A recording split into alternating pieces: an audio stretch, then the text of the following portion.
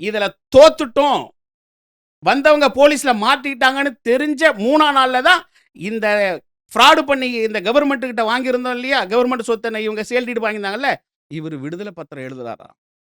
விடுதலை பத்திரத்தை எழுதி ஹைகோர்ட்ல கொண்டு வந்து ஃபைல் பண்ணவர் தான் சார் ஏவாவேலு.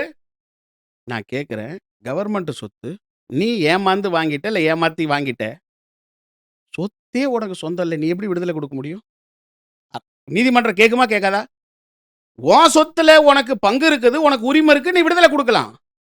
அரசாங்க சொத்தை நீ ஃபோர்ஜரி பண்ணி எழுதி வாங்கிக்கிட்டு நீ எப்படி விடுதலை பத்திரம் கொடுப்ப? ஒரு மந்திரிக்கு இது தெரியாதா சார்? அங்க இருக்கிற டிஸ்ட்ரிக்ட் ரிஜிஸ்ட்ராரையும் சப் ரிஜிஸ்ட்ராரையும் கொலை பண்ற அளவுக்கு மிரட்டி இந்த சேல் டீடு, இந்த ரிலீஸ் டீடு எழுதி வச்சிருக்காரு ஏவாவேலு. அதுவும் இன்னைக்கு பெண்டிங்ல இருக்கு. இவ்வளவு விஷயமும் இங்க கண்டெம்ப்ட்ல இருக்கு ஹைகோர்ட்டுக்கு. இன்னைக்கு தப்பிச்சிக்கலாம் மந்திரி போர்வையிலையும் பணத்து முறையிலையும்.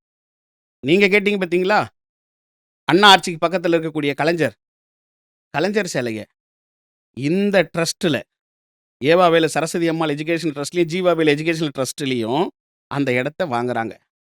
அந்த இடமே வெறும் 90 சதுரடி, 92 சதுரடி.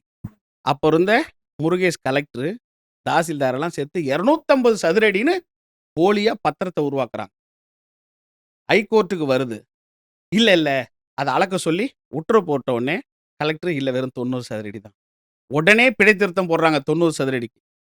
பிழை திருத்தம் போட்டுட்டு ஜீவாவேலோட எஜுகேஷனல் ட்ரஸ்ட் டிஎம்கேவுக்கு டொனேஷன் பண்ணுது.